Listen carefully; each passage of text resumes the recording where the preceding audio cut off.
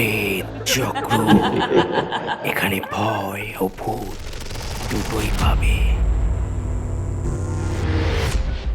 নমস্কার, সকলকে স্বাগত জানিয়ে শুরু করছি পেতচক্রের আরও একটি নতুন এপিসোড। আমি শুভ রয়েছি তোমাদের সাথে প্রত্যেক সপ্তাহে সোমবার ও বৃহস্পতিবারের মতো আজও তোমাদের জন্য একটি সত্যি ভৌতিক ঘটনা নিয়ে হাজির হয়েছি।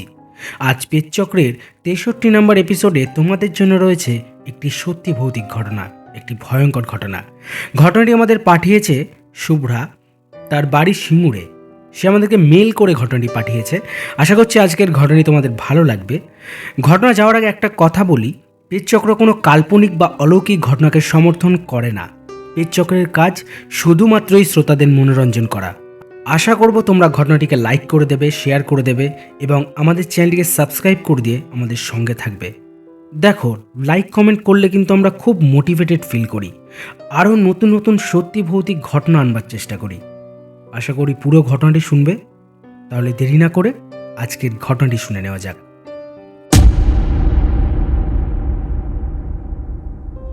নমস্কার দাদা, আমি শুভ্রা চ্যাটার্জি।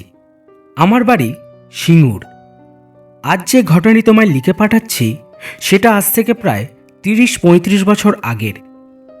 আমার দাদু একটা কারখানায় সিকিউরিটি গার্ডের কাজ করত রাতের বেলায়, তাই দাদু রাতে কাজে থাকতো। আমার মায়েরা 3 ভাই বোন, 2 বোন 1 ভাই। দিদা 3 জনকে নিয়ে রাতে একাই বাড়িতে থাকতো।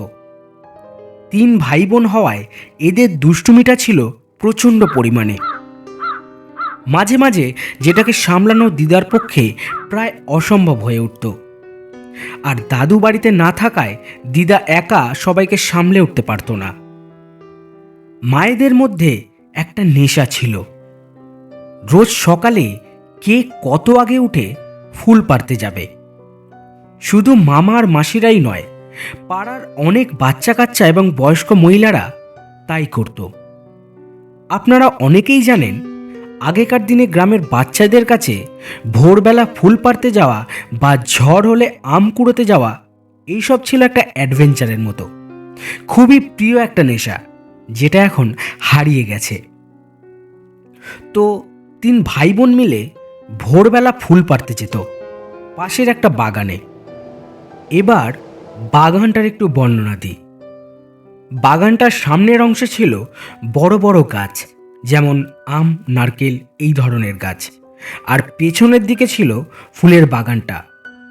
আর তার শেষ প্রান্তে ছিল একটা ছোট পচা ডোবার মতো।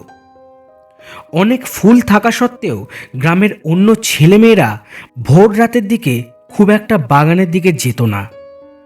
সবাই ভোরবেলা আলো ফোটার পর সেই বাগানে গিয়ে ফুল তুলে আনতো। কেন বা কী কারণে যেত না সেটা কেউ জানত না। যেহেতু অনেক ফুল পাওয়া যেত, সেই আশায় মা এবং তার ভাই বোনেরা প্রত্যেকেই ভোরবেলা চলে যেত সেই বাগানে। ভোর রাতে গিয়ে প্রচুর ফুল নিয়ে তারা চলে আসতো। তো একদিন ভোর রাতে মা একাই যায় ফুল পাড়তে ওই বাগানে। সেদিন প্রচণ্ড ঠান্ডা পড়ায় অন্য ভাই বোনেরা মায়ের সাথে কেউ যেতে চায়নি। সবাই মিলে বেশ আয়েশ করে ঘুমাচ্ছিল। মা তখন ঘড়ির দিকে তাকিয়ে দেখে প্রায় ভোর 4টে বাজে। মা একটা প্যাকেট নিয়ে ঘর থেকে বেরিয়ে যায় ফুল তোলবার জন্য। কিন্তু শীতের রাত হওয়ায় তখন বেশ অন্ধকার। মা হেঁটে হেঁটে বাগানের দিকে যাচ্ছে। কাঁচা রাস্তা, চারিদিকে ঝিঝি পোকার ডাক, আর কিছু নেই। মা বাগানের ভেতরে ঢুকল। বাগানের ভেতরে ঢুকে বড় গাছগুলিকে পার করে ফুল গাছের দিকে যেতে লাগলো। ফুল গাছের কাছে যেতেই মা হঠাৎ খেয়াল করে একটা বয়স্ক মহিলা সাদা একটা শালের মতন কি যেন গায়ে দিয়ে আছে। সেই মহিলাটা বাগানের ফুল গাছগুলো থেকে ফুল তুলছে আর ছুঁড়ে ছুঁড়ে মাটিতে ফেলে দিচ্ছে।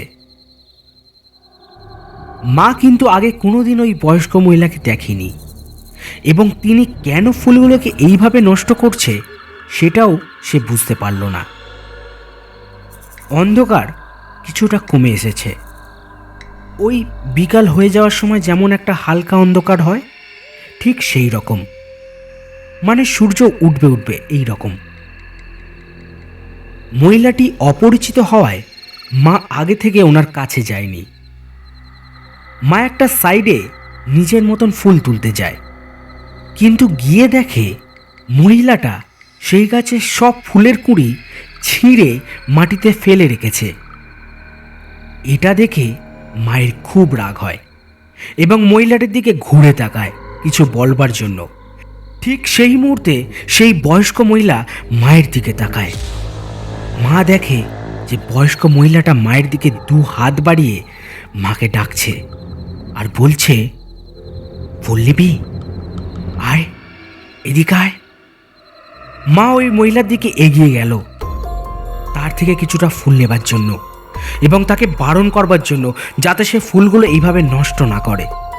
কিন্তু অদ্ভুত ব্যাপার, মা যতই ওই মহিলার দিকে এগাতে থাকে, মহিলাটি বিকৃত হাসি হাসতে থাকে আর বিকৃত কর্কশ গলায় বলতে থাকে, আয়, এদিকে আয়। যখন মা সেখানে গিয়ে পৌঁছায় তখন মহিলাটা হঠাৎ করে গলাটি টিপে ধরে আর কর্কশ গলায় হাসতে থাকে। এমন অবস্থায় ওই মহিলা মায়ের গলা টিপে ধরায় মা প্রচণ্ড ভয়ে অজ্ঞান হয়ে যায়। তারপর মায়ের আর কিছু মনে নেই। ওইদিকে ভোরবেলা দিদা ঘরে মাকে না দেখতে পেয়ে সব ভাই বোনদের ডেকে তোলে, বলে, দিদি কোথায় গেছে? সবাই বলে, আমরা তো জানি না, দিদি মনে হয় আজ একাই ফুল তুলতে চলে গেছে। তারপর অনেকটা সময় কেটে গেলেও মা বাড়িতে না ফেরায় দিদা মামা ও মাসিকে নিয়ে সেই বাগানের কাছে যায় ও গিয়ে মাকে খুঁজলে প্রথমে তারা পায় না। তারপর মামারা দিদাকে সেই পুকুরের কাছে নিয়ে যায়, গিয়ে দেখে মা ওইখানেই অজ্ঞান হয়ে পড়ে আছে। তারপর মায়ের জ্ঞান ফিরলে সবাইকে পুরো ঘটনাটা বলে যে তার সঙ্গে কি ঘটেছিল এবং মায়ের গলায় আঙুলের স্পষ্ট ছাপ বোঝা যায়।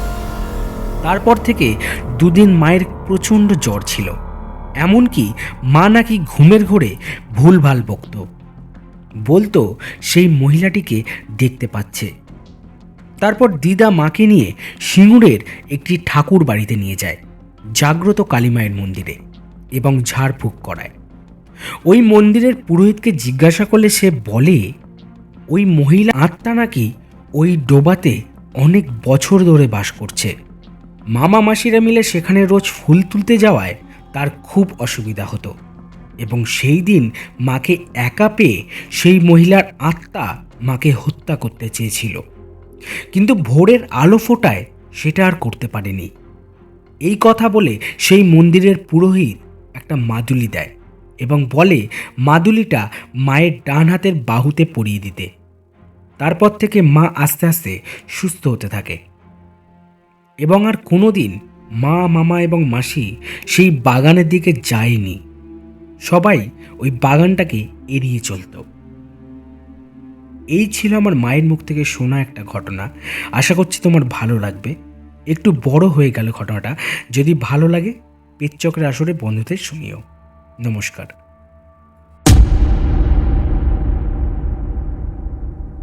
তাহলে কেমন লাগলো আজকের ঘটনাটি? আশা করছি আজকের ঘটনাটি তোমাদের ভালো লেগেছে। আশা করছি তোমরা লাইক করে দিয়েছো, এপিসোডটাকে কমেন্ট করে দিয়েছো, যে যার বন্ধু বান্ধব আত্মীয় স্বজনের সঙ্গে শেয়ার করে দিয়েছো আমাদের এই ঘটনাটিকে। আর যারা নতুন শুনছো তারা প্লিজ চ্যানেলটিকে সাবস্ক্রাইব করে নিও আর আমাদের সঙ্গে থেকো। তোমাদের কাছে যদি এরকম কোনো সত্যি ভৌতিক ঘটনা থাকে সেটা আমাদেরকে পাঠাতে পারো। কিভাবে পাঠাবে? মেল করতে পারো pitchchakra23@gmail.com বা হোয়াটসঅ্যাপ করতে পারো আমাকে। হোয়াটসঅ্যাপ নাম্বার আমি আমার ভিডিওর ডেসক্রিপশন বক্সে দিয়ে রাখছি। হতে পারে পরবর্তী এপিসোডে তোমার পাঠানো ঘটনায় শোনানো হবে আমাদের পিচচক্রের আসরে। আর পিচচক্র কোনো কাল্পনিক বা অলৌকিক ঘটনাকে সমর্থন করে না। পিচচক্রের কাজ শুধুমাত্রই শ্রোতাদের মনোরঞ্জন করা। তাই আশা করব তোমরা ঘটনা শোনার আনন্দে আমাদের ঘটনাগুলিকে শুনবে। আর আগের এপিসোডে কয়েকজন আমাদেরকে কমেন্ট করেছিল, তাদের মধ্যে হলো Manju Das, Santu official status blog এবং গোকু গেমিং। আপনারা যারা কমেন্ট করছেন তাদেরকে অসংখ্য ধন্যবাদ। আশা করব আপনারা এইভাবেই কমেন্ট করে আপনাদের মতামতগুলি আমাদেরকে জানাবেন এবং আমাদের সঙ্গে থাকবেন। আপনাদের মতামতগুলি পেলে আমরাও কিন্তু একটু মোটিভেটেড ফিল করি, খুবই ভালো লাগে আমাদের। আশা করছি পরবর্তী দিনগুলিতেও আপনাদেরকে এইভাবেই আমরা পাশে পাবো। আর একটা কথা মনে রাখতে হবে, পেজচক্র কিন্তু প্রত্যেক সপ্তাহে সোমবার ও বৃহস্পতিবার ঠিক দুপুর 12:30টার সময় তোমাদের কাছে নতুন নতুন ঘটনা নিয়ে হাজির হবে। আশা করব তোমরা সঙ্গে থাকবে।